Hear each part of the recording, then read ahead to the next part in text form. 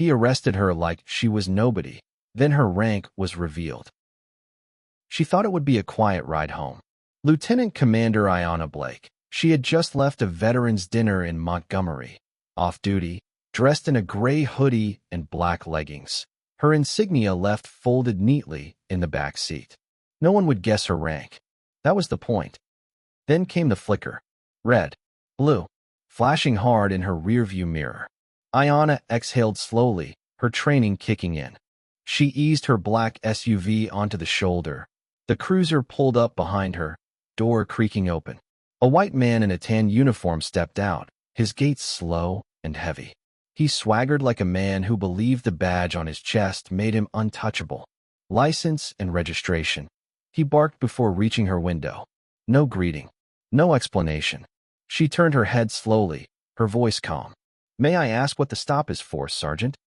He leaned in close enough for her to smell the faint stench of tobacco. "You don't ask questions.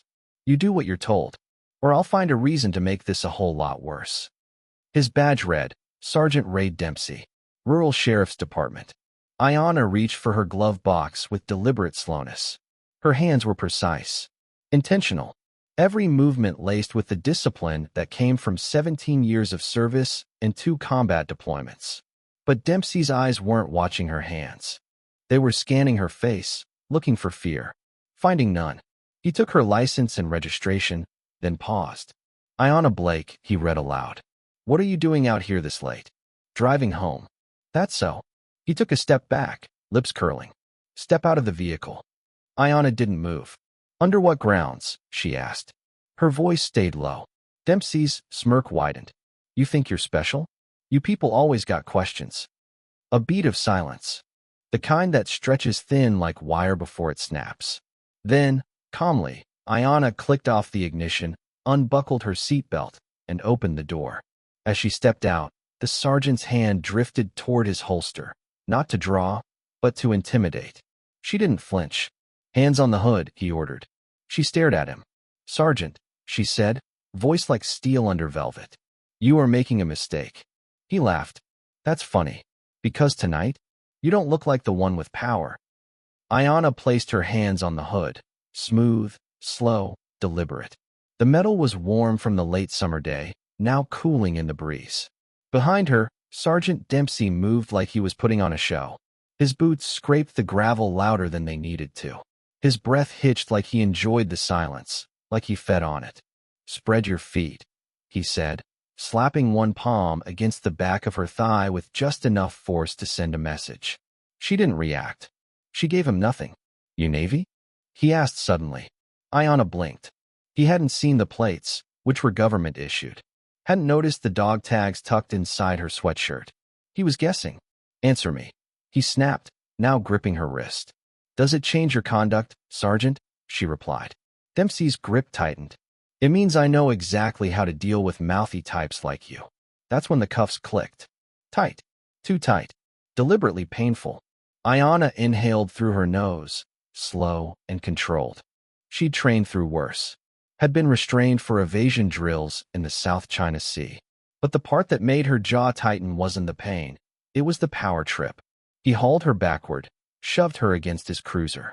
Unlawful resistance. He muttered for the dash cam that wasn't even aimed in the right direction. Failure to comply. She didn't struggle. "This is a fabricated stop," she said evenly. "And you're escalating it without cause." Dempsey opened the door and shoved her into the back seat like a sack of trash. "Yeah? File a complaint, Commander. Let's see how far that gets you around here." And just like that, the door slammed shut. In the silence, Ayanna sat with her shoulders square, wrists burning against the steel. The air in the back seat was stale, thick with old sweat and dried arrogance. She didn't look out the window. She didn't cry. She calculated. The Selma County Jail booking room smelled like bleach and resentment. Ayanna was marched in under buzzing fluorescent lights, flanked by 2 deputies who barely looked at her. Men too used to routine, too numb to question what didn't look right. Dempsey didn't explain the charges. He didn't need to. The system was built to catch noise, not truth. Obstruction, resisting, failure to comply. He said dryly, handing her off like luggage. "You sure about that, Ray?" the desk sergeant asked, eyebrows lifting. Dempsey shot him a look that shut it down fast. The sergeant shrugged and started typing. Ayanna stood in front of the intake camera, silent, back straight. The flash caught her like it always did. Face calm, expression unreadable. Her mugshot would go into a system that didn't recognize medals or military service. Just skin color and zip code. They took her laces and her phone. Her ID. They handed her a blanket that smelled like 1,000 nights of silence and survival. "Cell 2C, someone said. The door clanged shut behind her like a gavel. The room was concrete. No mattress, just a bench, a flickering bulb overhead, and a vent that hummed like a dying machine. She sat, spine straight, legs crossed. The cuffs had left faint red marks around her wrists. She stared at the wall. Not broken, not even angry, just waiting. Because somewhere between the cell door and that mugshot, Sergeant Dempsey had made a catastrophic mistake. He didn't just arrest a woman. He arrested a Navy intelligence officer with direct contacts in Washington and a reputation for cleaning out corruption like his. Her command would be waking up in a few hours. And when they did, her silence would become his storm. At 6:03 a.m., the phone in the Selma County Sheriff's Office rang. Sergeant Dempsey was finishing his coffee, feet kicked up on a desk, when the call came through. The dispatcher's tone was different, tight, uncertain. "There's someone on line 2, says they're calling from the Office of Naval Intelligence." Dempsey sat up slowly. Probably a prank. They knew her full name, rank, even her last deployment. He picked up the receiver, trying to sound casual. "This is Sergeant Dempsey." A clipped voice came through. "This is Commander Elijah Grant, Office of Naval Intelligence, Joint Operations Command. I'm calling regarding one of our officers, Lieutenant Commander Ayanna Blake. She was arrested last night by your department." Dempsey swallowed, eyes narrowing. "She was noncompliant." "Don't finish that sentence," Grant cut in. "We've already reviewed the cruiser's GPS logs. Bodycam data was remotely accessed at 4:17 a.m. under federal clearance. Your cruiser lights were activated without cause. You initiated a stop outside of jurisdictional protocol. And as of now, this department is under federal scrutiny." Silence. "Who the hell do you think you are?" Dempsey muttered. "I'm the man who's going to make sure you never wear that badge again." Click. Dempsey's mouth opened, but nothing came out. Down the hallway, Ayanna's cell door opened. A young deputy appeared, his expression pale and shaken. "Ma'am," he said softly, his voice lower than before. "You've been cleared for release. Orders came from somewhere real high up." Ayanna didn't say a word. She stepped out of the cell with the same poise she'd had going in. But in the pit of his stomach, Dempsey felt it, the beginning of the end. Ayanna walked down the hallway with her chin high, the deputy trailing behind her like a nervous shadow. Every step echoed through the sleepy precinct like a warning shot. The early morning shift had just come on, and heads turned as she passed. No jumpsuit, no cuffs, just a quiet storm in sneakers and dignity. She reached the release desk where her belongings sat in a plastic bin. The clerk barely made eye contact as he slid it toward her. "Your ID, your phone, keys," he mumbled. She took each item carefully, placing them into her bag with military precision. Then she looked up. "I'd like my arrest report," she said. The clerk hesitated. "It's under review. Print what you've got." Asterisk, she said, sharper now. Behind her, Dempsey had appeared in the doorway, watching with a clenched jaw. His posture was stiff, arms crossed like a shield. She turned, met his eyes. "You thought I'd beg," she said softly. "But I documented everything. The stop, your words, your face. This entire station is a case study in abuse of power." Dempsey stepped forward, his voice a hiss. "You're playing with fire, lady." Ayanna didn't flinch. "You picked the wrong woman on the wrong night. And now, the people who sign your budget are watching." A door buzzed behind her. The deputy nodded. "Your ride's here. Naval Command sent someone." Ayanna walked past Dempsey without another glance, her presence brushing him like a storm front. Outside, a black government SUV waited. Inside sat a stern-faced officer in dress whites. Ayanna climbed in silently. The door shut, and behind her, Sergeant Dempsey finally understood. His badge wasn't a shield anymore. It was evidence. By noon, the footage had been pulled. The cruiser's dash cam, the precinct hallway security tapes, even the broken body cam Sergeant Dempsey had forgotten to activate fully, except it had captured audio. And that audio was damning. You people always got questions. Because I said so. Most folks know better than to talk back. The phrases crackled through speakers in a small conference room at the U.S. Attorney's Office in Montgomery. A legal affairs officer from the Navy sat beside a DOJ liaison, watching stone-faced as every word unraveled Dempsey's defense. Back at the Selma precinct, the tide had shifted. The deputies were whispering now. One of them had printed out Dempsey's traffic stop history. 90% of his citations over the past 2 years were issued to black drivers. Most of them pulled over late at night for equipment issues. Minor stops. No tickets filed. No reports submitted. Just control. Just a pattern. Meanwhile, Ayanna sat in a secured meeting room at the Montgomery Federal Building. She wore her uniform now, crisp whites, ribbons neatly aligned. Her presence was unmistakable. Her voice calm. "I'm not here for vengeance," she told the panel reviewing her statement. "I'm here for accountability." One of the Navy's senior legal advisors leaned forward. "Lieutenant Commander, we're opening a formal inquiry with the DOJ's Civil Rights Division. We've also requested state review of Selma County's policing practices over the past 5 years. Ayanna nodded once.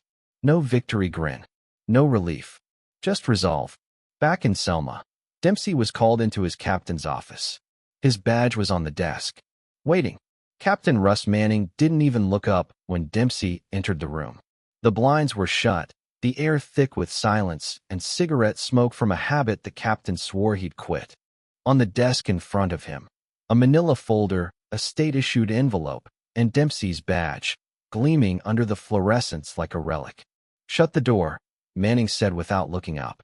Dempsey closed it, slower than usual. The captain slid the folder forward. Inside were stills from the dashcam footage, a printed transcript of the bodycam audio, a copy of Ayanna's service record. "You lied," Manning said flatly. "On your report. On your verbal statement. You didn't mention the taillight excuse was fabricated. You didn't log the search. You sure as hell didn't know who you arrested." Dempsey stiffened. She escalated it. "No." The captain cut him off, finally looking up. "You did. Because you assumed she was just another black woman driving late at night. You treated her like a problem to control, not a citizen to protect." Silence stretched.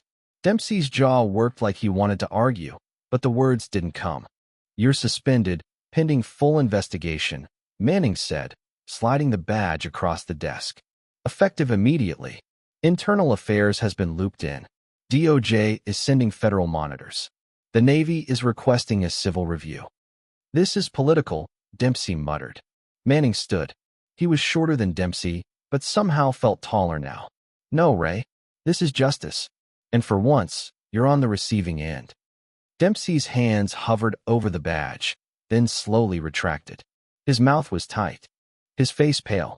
The untouchable mask he'd worn for years, cracking. He walked out without a word. But every step felt like a fall. The courthouse in Selma was small but old, its walls lined with dark wood and quiet ghosts. Word of the case had spread. Reporters filled the back row. A legal observer from the NAACP sat near the front. Even a retired federal judge had come quietly to watch. The atmosphere buzzed with a kind of breathless stillness, as if everyone knew something big was about to happen. Ayanna entered wearing her dress whites. Her steps were even, measured, commanding. Behind her, her civilian attorney, Aisha Monroe, walked with quiet confidence, a thick binder cradled in one arm. She wore no jewelry, just a sharp gray suit and a gaze that cut through the room. Across the aisle, Dempsey sat beside his union lawyer. No swagger now, just a pale stiffness. His eyes flicked to Ayanna, then away. The judge, a black woman named Honorable Marlene Taylor, entered. The courtroom rose. She took her seat with a firm nod and began. "This hearing concerns the legality of the traffic stop, the detainment, and the conduct of Sergeant Ray Dempsey. The court has reviewed the body cam, the dash cam, and testimony. We'll now enter that footage into the record. The lights dimmed slightly. On the courtroom screen, Dempsey's cruiser pulling behind Ayanna's SUV. No broken taillight. No probable cause. Then the audio. You don't ask questions. You do what you're told. Because I said so. You people.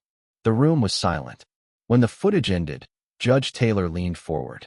Sergeant Dempsey, she said slowly, this court finds your stop to be unlawful, your detainment unjustified, and your report falsified. Furthermore, your language suggests racial bias, and your conduct suggests a willful abuse of authority. Dempsey's face drained of color.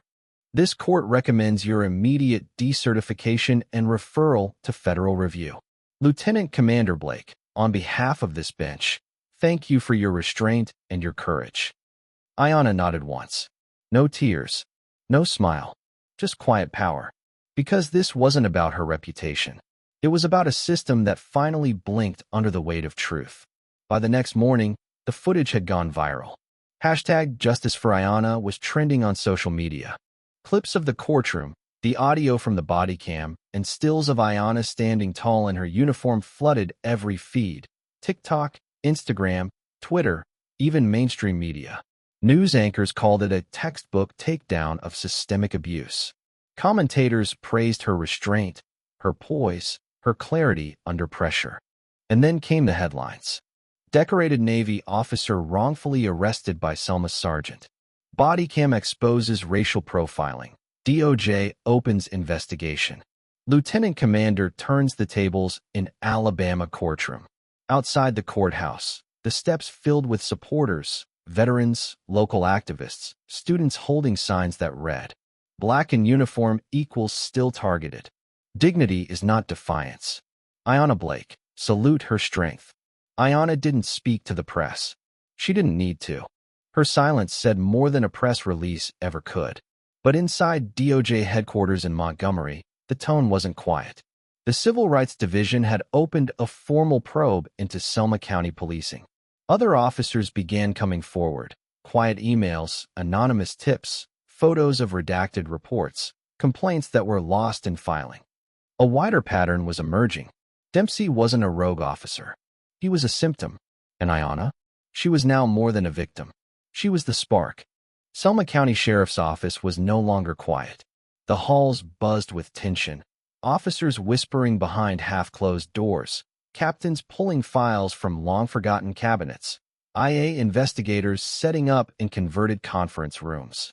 The blue wall of silence. It was cracking. Because Dempsey was no longer protected. Two deputies who had once laughed at his jokes were now giving formal statements. One admitted he'd seen Dempsey disable his body cam before late-night stops. Another turned over copies of internal complaints that had mysteriously gone missing. And then came the audit. DOJ agents cross-referenced traffic stop logs with patrol car GPS data and bodycam timestamps. The results were damning. 76% of Dempsey's stops involved black drivers, despite black residents making up just 35% of the county. Half of those stops had no filed citations. Multiple incidents listed resisting or failure to comply, but bodycam footage, where available, showed calm, nonviolent exchanges. Internal Affairs made its move. They called Dempsey in for a recorded interview. He brought his lawyer. But the moment they showed him the full data, alongside Ayanna's service record, the transcripts, and 3 new citizen complaints, his defiance wavered. "You think you're untouchable until someone bigger walks in," the lead investigator said. Well, she walked in, and she brought the truth with her. That night, Dempsey cleaned out his locker in silence. No send-off, no salutes, just the thud of cardboard boxes and the quiet sound of a reputation falling apart. It wasn't just Selma watching anymore. The footage of Ayanna's arrest and her composed courtroom dismantling of Dempsey was now part of training modules at police departments across Alabama. Civil rights attorneys were citing her case in court filings. And quietly, in precincts from Mobile to Montgomery, officers were asking the question, what if this had been caught on camera too? At the Naval Academy, her alma mater, Ayanna was invited to speak at a cadet ethics seminar. She stood at the podium in full dress uniform, her ribbons like bookmarks in a story no one expected to be written. "The question isn't whether injustice exists," she told the room. "The question is whether you'll have the spine to stand in the middle of it and not flinch." Thunderous applause followed, not performative, but real, from young officers who saw in her not just a survivor, but a standard. Meanwhile, the DOJ's Civil Rights Division released its preliminary report on Selma County. Widespread racial bias, indiscretionary stops, lack of oversight and use of force incidents, repeated internal misfilings of citizen complaints, pattern of power-first policing among certain sergeants, including Dempsey. The Department of Justice officially labeled Selma County under federal review. Dempsey's name was now inked into the annals of misconduct. And Ayanna? She hadn't just survived the system. She cracked it open. The federal review culminated in a packed press conference on the courthouse steps. Flanked by Department of Justice officials, the U.S. Attorney for the Southern District stepped to the mic with a calm, resolute tone. "We have completed a thorough investigation into Sergeant Ray Dempsey's conduct, along with systemic practices within the Selma County Sheriff's Department. The findings are clear. Sergeant Dempsey engaged in repeated acts of racial profiling, unlawful detainment, and falsification of reports." Gasps rippled through the crowd. Journalists, activists, veterans, and everyday citizens who had followed every twist in the story. Effective immediately, Sergeant Dempsey is permanently decertified from law enforcement. A federal civil rights suit is underway, and further indictments are being considered. Ayanna stood to the side, not at the podium, not in the spotlight, yet still the center of gravity. She wore her navy dress whites again, not for attention, but as a declaration. Respect was not optional. Not anymore. Later that afternoon, an arrest warrant was quietly executed. Dempsey was taken from his home in handcuffs. No lights, no sirens, just a quiet irony. He was now the one being processed, fingerprinted, documented. In that same station, in that same cell, he asked for silence. But the silence didn't protect him this time. And Ayanna? She didn't celebrate. There were too many others like him still out there. Too many people still unseen, unheard, unprotected. But she allowed herself one small moment of stillness. Justice hadn't come swiftly, but it had come with precision. And this time, it wore a uniform she could stand behind. 6 months later, a plaque was mounted on the wall of the newly reformed Selma County Justice Building. Etched into the bronze were simple words. "In honor of those who stood with dignity against injustice, Lieutenant Commander Ayanna Blake." It wasn't just symbolic. Inside that building, things had changed. A civilian oversight board was now mandatory. Body cams were required and independently reviewed. Officers received annual training on bias, de-escalation, and civil rights law, not from a PowerPoint, but from people like Ayanna. She'd turned down offers to run for office, to join political commissions, even to sit on a national task force. "I'm a sailor," she told a journalist once. "My mission was always about protecting people. I just never expected I'd have to do it right here at home."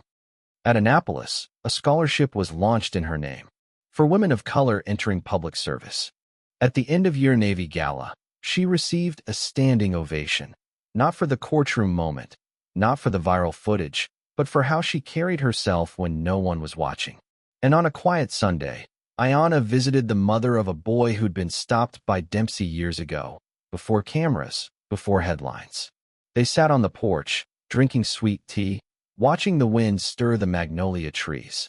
"I never thought he'd face consequences," the mother said softly. Ayanna looked out across the quiet street. "Sometimes," she said, "you have to let them think they've won until they realize you were never fighting alone." The breeze carried her words across the yard, over the rooftops of Selma, and into a future that, thanks to her, had fewer shadows and a little more light. Thank you for watching. Subscribe me and hit the notification bell to not miss new stories. Bye.